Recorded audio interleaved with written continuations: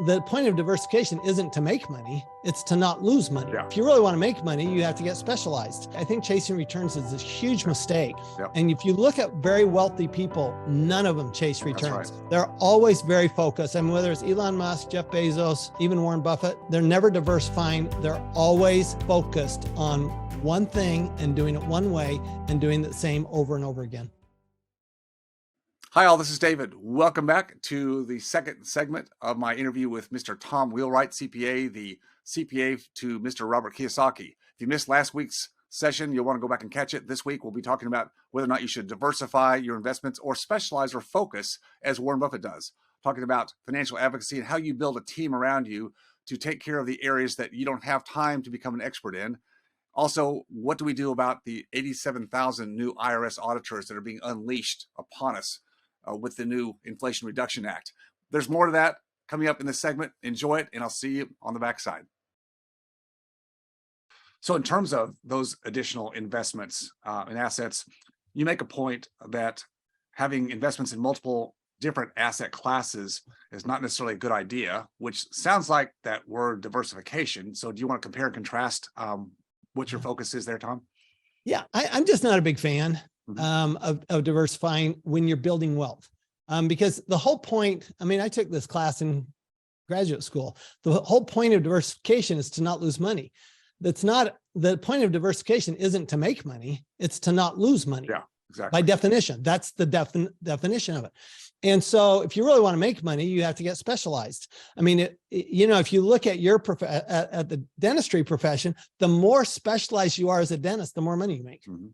Right? I mean, you get into orthodontics, and then you go to endodontics, and you go on and on.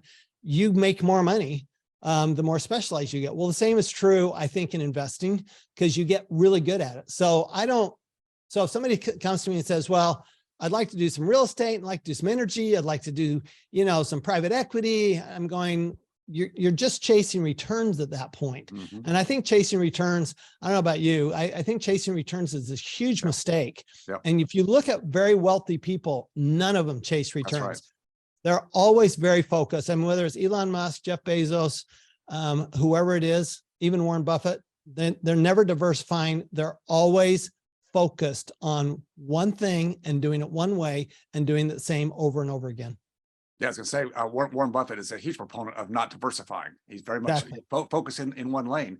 And too often, and I know we've all been here, in this place before, but yeah, chasing yield, chasing the returns. It's what everybody wants to do, because they think if you're not getting X% return on your money, then you're not getting anywhere. And it's the wrong thing to do, because there's so many other dynamics involved, and we don't have time to get in those today, but I'm on the same page with you in terms of what really grows wealth over the long run. And it's not chasing those returns. Exactly.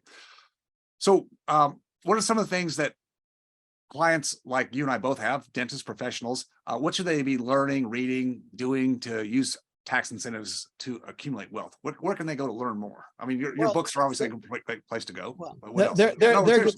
No, they're a good start. I mean, that is the place to start. So here's you kind of have to take the previous question and match it with this question, right? If you're going to specialize, okay, what are you going to specialize in? Let's say from an investing standpoint, let's say you say, I'm going to specialize in real estate. Okay. What type of real estate? Okay. Now we get into that real estate specialty. What are the tax benefits from doing that? And how do I get the most tax benefits? Because the more tax benefits I can get from that real estate, the more money I have to invest in more real estate. So for example, right now we have this bonus depreciation on real estate, which we never had prior to 2017. And probably won't have after 2026, frankly. This is a unique 10-year period where we basically can deduct up to 20 to 30% of the cost of a project the day we buy it, the day it's placed in service. And that means that we've got a whole lot of money that we would have given to Uncle Sam that instead we can reinvest. By the way, when we reinvest it, we also get tax benefits. So we can reinvest that money. So it actually is, it's the positive side of doing something over and over and over again. It almost becomes an addiction. You have to keep investing in order to keep your taxes down. And when you keep investing, you keep building wealth. So they go very much, I think they go very much hand in hand, David. The the getting very narrow in your investing, getting, very specialized. And at the same time, then now you can get really good at what are the tax incentives there. And of course, you're going to need a good tax advisor, because while the concepts are simply enough to explain in the book, the details require professionals, right? I mean, I can learn the concepts of dentistry in a book, but I'm not about to, do my own dentistry, make my own fillings. Right. So Tom, do you have some examples of some dentists that you've helped, do this actual thing with tax mitigation and building wealth? Dentists are actually some of my favorite clients, and for two reasons. And I'm not being facetious at all. This is really an advantage that dentists have over other healthcare professionals, especially, is that they have time. Most healthcare professionals, you look at a surgeon. I mean, I've had cardiologists who worked 80 to 90 hours a week. I've never had a dentist who worked 80 to 90 hours a week, okay, as a client. And so you have time, which it takes some time to learn how to invest like you're doing, like you're teaching, and also learn how to reduce your taxes and work with your tax advisor. So you've got some time. Time's a huge asset that a lot of people don't have. So that's one of the reasons that dentists, I love dentists as clients, and dentists can have so much success reducing their taxes. The other is, I mean, you do have money, and, and they say, people say, well, it doesn't take money to make money. Yeah, it does. It doesn't have to be your money, right, but it's sure easier if it's your money. It requires a lot less work if you don't have to go raise money from other people. And so I think that having that combination of time and capital are a huge advantage to dentists. I would say, I mean, we have hundreds we have a network of 60 CPA firms, over 60 CPA firms around the country. And I would say that dentists are probably number one or number two, probably behind real estate. Real estate dentists would be our number two clientele. And that's why, and you know what, you guys have learned some things. I'm sorry, dentists have learned some things that the rest of the medical profession is not. Don't rely on insurance, don't get sucked into Medicare, don't be regulated like the other healthcare providers have gotten regulated. And I think that is why you can have a good income from your dental practice. And then you can still have time, to work on your investing and reducing your taxes. But the other opportunity is, of course, once you decide which place you're going. So for me, I put all my time, my investment strategy is business. Okay. I do some real estate because I have more money from my business than I can put back into my business. But my first choice is my business. Yep. And that's always, by the way, as you know, your best investment. Your best investment's always going to be putting it back into your own business. And if you're a dentist that wants to learn how to expand into multiple offices, we have several clients who have multiple offices, and then you go and buy their own real estate. So you put your offices in real estate that you own. There are some advantages there from a tax standpoint that if you invest outside of your business in real estate, you don't get the same tax advantages, because if you invest outside of your business, that real estate is now passive and you have this whole passive loss challenge. But if it's the business in which your practice is located, you don't have a passive loss issue. So the government's really saying, look, invest in your business, buy real estate. And by the way, once you buy that real estate for your business, now put solar on top of, if you're in a place where solar makes sense. And a lot of parts of the country, I mean, I'm in Phoenix, so it probably makes more sense here than anywhere in the world. But put solar on there. And now you've got the business tax benefits, you've got real estate tax benefits, and you've got the energy tax benefits, just all as part of your primary business activity, and you don't have to diversify. I think it's pretty awesome. Yeah, I agree. People come to me because they know at Freedom Founders, we do a lot with real estate, helping professionals invest and implement real estate strategies to their wealth building, if that's what they want to do. But I always tell them, if you haven't optimized your business opportunities, then you have no business going outside. Again, to your point, don't put the cart before the horse. I mean, focus on what is your greatest advent to get to where you want to go. Then, go outside and do some other channels. So I'm with you right there all the way. Tom, what about working with people's financial advisors, you know, there's got to be some cooperation there, but do you find that it's very disparate in terms of what kind of advice people are getting, or what sort of things should people expect from their financial advisors to help them with a congruent pathway to creating wealth and freedom? For sure. Well, first of all, as my friend Robert Kiyosaki likes to say, investing is a team sport. So it's never should be something you do on your own, never something you should just turn it over to somebody. The big lie on Wall Street is you're not smart enough to handle your own money, so you should turn it over to them. Right. Well, they want you to turn it over to them because they want your money. Okay. They're looking at your pocket and they're going, is that my money that's in your pocket? Turn it over to me. And they love healthcare professionals, especially. They go, oh, healthcare professionals, give me your money. That's right. Whereas, you know, you have the opportunity to learn how to do this, and you've got to be the one in charge. I really believe that. So while you want advisors around you to help you, you're still the one making the decision. You're still the one who's actually deciding what type of investing I'm doing. How am I going to reduce my taxes? It's just you have advisors working with you and with each other, which I think is critical. So your accountant needs to be talking to your lawyer, and your accountant needs to be talking to your financial planner. Your accountant needs to be talking to your bookkeeper and supervising your bookkeeper. I mean, there's a lot of things that your CPA can do to really take some of the burden off of you. You don't have to spend a lot of time at it, but you've got to be the one that says, I'm responsible for my money. I'm responsible for my investing, and I'm going to build this team of advisors around me. One of the things that Robert Kiyosaki has done really, really well is he surrounded himself with great advisors. And I look at him as probably the best example of how to be a good client and how to be a good investor. Robert, I will tell you, is my best client, period.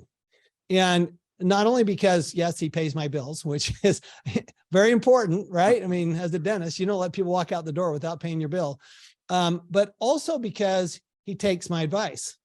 Okay. He knows that he's good at what he's good at, and he's not good at what I'm good at. Mm-hmm. And so he'll ask me questions he wants to know, but then he goes, okay, so what do you suggest? And I'll always tell him. And that's one of the things, by the way, if you have advisors that give you options without giving you a recommendation, you need new advisors. I think that's a huge problem. You get that with attorneys all the time. You get that with accountants. You get the financial planners. Well, here are some options. Choose. I'm going, wait a minute. Okay, I want to know the options, but I'd also like a recommendation. Right. So with our CPAs, we always, I'm teaching them all the time. You got to give recommendations. Okay, well, here's the options. What do you think makes sense? And every client's going to ask, well, what do you recommend? I'm going to say, well, given your situation, here's what the numbers show. Because numbers are factual, they're not emotional. And so here's where you get the best result from a tax standpoint. And you deserve that kind of advice. I've got a couple of granular questions for you, Tom, that I just got top of mind. Okay. All right, here we go. Part of the, and again, I love the term, but the Inflation Reduction Act, right? I call it the Inflation Enhancement Act myself. Part of that act was to be funding for 87,000 new IRS agents. We talked about that earlier, right? The administrative arm, 87,000 new agents. Now, whether that gets funded or not at this point, I don't know. But let's just hypothetically say it does. What does that mean for, again, us? On the ground, entrepreneurs, capitalists, business owners, investors. Do we need to up the game in terms of documentation? Do we need to be afraid of something? Or audits? Are we going to be pounced upon? What's your general advice if this again is rolled out? You are much more likely to get audited on your 2022 and 2023 tax returns than you were on your 2019 and 2020 tax returns. That's what it means. I think it will get funded, and I think they will put most of the funding towards IRS auditors, not agents. Agents are the ones who carry guns, and there's only a couple of thousand of those. But for IRS auditors, they will. And they're going to be new IRS auditors. They're not going to know much. Yeah. And they're going to come in with a checklist. And if you don't meet that checklist, they're going to disallow your tax benefits. And so here's what it means. You do need to up your game. That is the right way to put it. You do need better documentation. you need a better tax preparer than you've got now, probably. Okay. Because you want your taxes prepared as if they were going to be audited. Okay. And in such a way that they're less likely to be audited. And then third, you want a tax advisor who should be the one also preparing your tax returns. By the way, don't mix and match. Your tax advisor and your tax preparer should be the same company, but you want a tax advisor who is not afraid of the IRS, because here's the rule. You will never, if you're one of our clients, you will never speak to the IRS ever. You don't have to worry about it. In fact, we actually make our clients take a pledge that they will never speak to the IRS. And the reason is because you're an amateur when it comes to working with the IRS, and I'm a professional when it comes to working with the IRS. I know more about the tax law than any IRS auditor I've ever worked with. Okay. And it's not because they're dumb. It's just because I've got more experience. I've got, I've spent more time learning the tax law. They get a few hours of education and then they get a checklist. And that's basically what they get. Whereas, a good CPA is learning the law and learning how to work with an auditor. I mean, for example, you have to manage the audit, but you also have to manage the auditor. And I think a lot of CPAs make a lot of mistakes that way. But remember also that there are a lot of CPAs that have never handled an audit right now, because not very many people have been audited in the last 10 years. So, this is another time when you might want somebody a little more experienced, or that's part of a network that has that kind of experience, available to them. So, maybe they can't do it, but they've got somebody in their network that can, and somebody to help them out with it. But I think you're absolutely right, Dave. I think you need to step up your game, because I think we're going to see a lot of audits in 2 or 3 years from now. Yeah. So what I've been telling people, again, I don't have the professional background you do, just nuanced, information and stories, but I agree that with whenever the budget goes up for auditing in this case, that you don't want to run from it. In other words, don't stop being, aggressive from the standpoint that you're working with your CPA or tax advisor, but just be prepared to back it up. And, I'm sure, again, with your experience, when they have their checklist and you, in this case, your firm goes in front and they ask for certain documents and you've got those because you've got a client that's worked well with you, and you lay those out, they're pretty much going to move on to the next, because they're in the game of, putting their time where the money is. And if they see that someone comes prepared, they're going to back off and go, okay, well, this is fruitless. Let's not dig ourselves in the hole. On the other side, if they see gaps and missing information, they think, well, here's the mother lode. Let's go do it. Right. Absolutely. You don't want them fishing around in your pond. Yeah.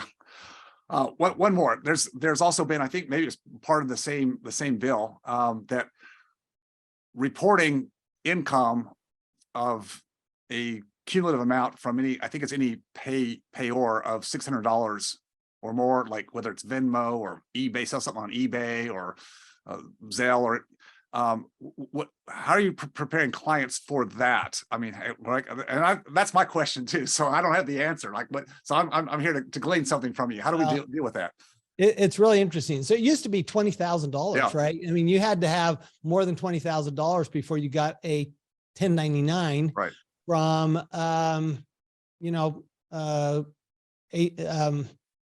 Amazon, right? I mean, for example, that you were selling stuff on Amazon, you had to have $20,000 of transactions, or from your credit card or Venmo or whatever. Now it's $600. And here's the thing: a lot of people transfer money on Venmo and Zelle, et cetera. That's not income. Right. It's a gift, or it's payment for, it's some kind of an exchange that's not a taxable situation. So I understand that, these apps, you can mark that it's not taxable. Okay. That this is a personal transaction. You need to mark that, because if you don't mark it, what are they going to do? I mean, sure, they're on the hook, right? I mean, Zelle, Venmo, et cetera, they're on the hook. So they're going to take the conservative approach from their point of view, which is to give you a 1099. Then what you have to do, here's the thing with 1099s. So the IRS doesn't match up every document that you receive that has income on it. For example, they do a very poor job with K-1s from partnerships like syndications, et cetera. They do a great job with W-2s, as you know. They also do a pretty decent job with 1099s. So if you get a 1099 and it has, I don't know, $900 of income on it, and you don't report that $900, you will absolutely get a notice from the IRS saying you owe tax on that $900. Now, what do? Well, now you have to spend time. You either have to call the IRS and hope you can get a hold of somebody, which most of the time you can't, or you send them a letter hoping that they actually open their mail, which the most of the time they don't, or you get a CPA involved. But here's the problem. For $900, it's probably not worth getting the CPA involved. Right. So here's what's going to happen. You're going to just pay the tax. And it is going to be cheaper than taking care of it, unless you're willing to spend hours and hours trying to get it handled. But that's probably what's going to happen. So I would suggest be very careful using those services to make sure that you mark the box. This is a personal transaction, not a taxable transaction. Good advice. Thank you for that. Very helpful.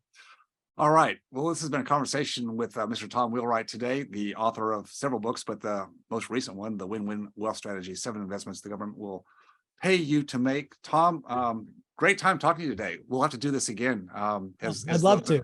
As the environment landscape is always changing and the opportunities are always there for people to take advantage, to partner the right way with the government. Thank you so much for your time today. Always. Thank you very much. If you enjoyed watching or learning from this video, please leave a like and subscribe to my channel for more content. If you have a question about any of my content or this specific video, just please leave a comment down below. And as always, stay focused on your freedom. I'll see you next time.